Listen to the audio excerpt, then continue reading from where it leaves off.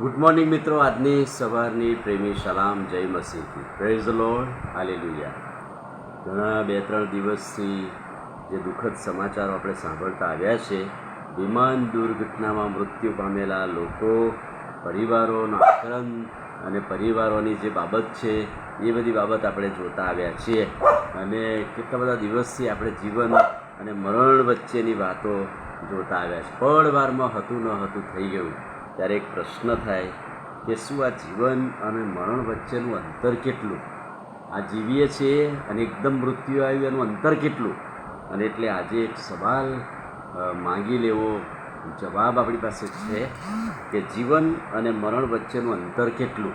અને એટલે પ્રભુના વચનોથી 1 સમુએલ 20મો અધ્યાય અને 3જું વચન, દાઉદ યોનાથનને કહે છે કે હું જીવતા યહોવાના તારા જીવનના સોગંદ ખાઈને કહું છું કે ખરેખર મારી અને મોતની વચ્ચે ફક્ત એક જ ડગલું રહ્યું છે.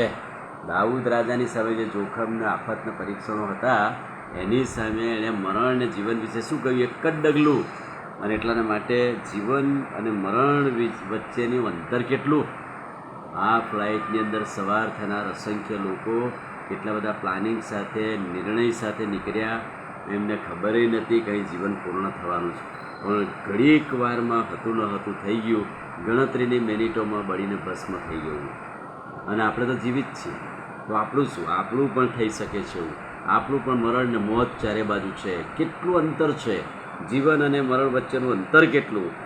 તો દાઉદ કહે છે કે ભાઈ, હું તો જીવતા દેવના સમ ખાઈને કહું છું કે ખરેખર મારી ને મોતની વચ્ચે ફક્ત એક ડગલું જ બાકી રહ્યું છે.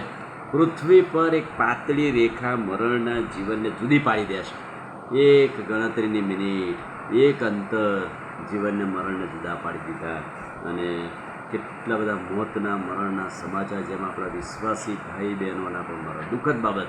અને એટલા માટે આપણે તો કંઈ કરી શકતા નથી, પણ પ્રાર્થના કરીએ છીએ પ્રભુએ કુટુંબો અને પરિવારોને દિલાસો આપે. ગીતકર્તા શું કહે છે? 39મું ગીત, ગીતશાસ્ત્ર 39 અને 4થું વચન. ગીતકર્તા કહે છે કે હે યહોવા, મારો અંત ક્યારે છે તથા મારા આયુષ્યનું માપ કેટલું છે તે મને જણાવ. હું કેવો ક્ષણભંગુર છું તે મને સમજાવ.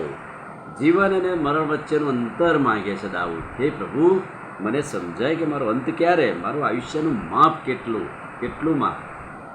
70 વર્ષ, 80 વર્ષ, 100 વર્ષ કહીએ છીએ તો, પણ જીવન મરણ વચ્ચેની જે રેખા છે કેટલી, એ અંતર કેટલું?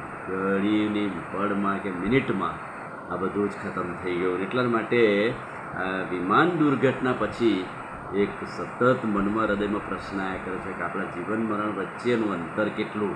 તો દાઉદ તો કહે છે કે મારા જીવન અને મોતની વચ્ચે ફક્ત એક ડગલું જ છે. અને ગીતશાસ્ત્રી 39:4 કહે છે કે મારો અંત ક્યારે, મારા આયુષ્યનું માપ કેટલું? ક્ષણભંગુર છે, ખબર નથી ક્યારે થશે. અને જીવન અને મરણ વચ્ચેનું અંતર માત્ર એક ડગલું જ હોય, 1 ઇંચનો 100મો ભાગ હોય, તો પછી એક પાતળી રેખા નીચે આપણે જીવીએ છીએ કે કેટલું જીવન, આપણું શું થશે ખબર નથી. કેવા બનાવો દરરોજ આપણે સાંભળીએ છીએ, જોયા ના હોય, અનુભવ્યા ના હોય, એવી બાબતો.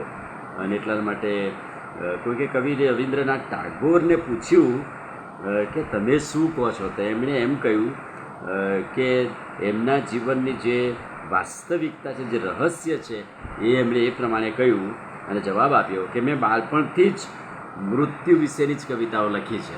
એટલે મને ખબર છે કે જીવન અને મરણ શું છે. મેં મરણ વિશેની જ કવિતાઓ લખી છે.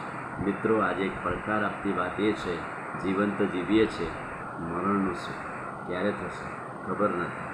પાતળી ભેદી રેખા અથવા તો એક ડગલું અને હતું ન હતું થઈ જશે.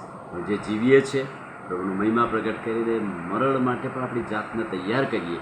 ગમે ત્યારે ગમે તે થાય, પણ હું પ્રભુને મળવાના માટે તૈયાર છું. આપણે બધાની પ્રાર્થના છે પ્રભુ દુઃખિત પરિવારોને દિલાસો આપે, સ્વર્ગીય શાંતિ આપે, એ જ આપણી પ્રાર્થના છે. આમીન. પ્રાર્થના કરીએ. ભલા પ્રભુ, આજે સવારે તમારા અદ્ભુત ને ખાતરીદાયક વચનને માટે આભાર. આજના વચનથી જીવનરૂપી ભેટ તમે આપી છે.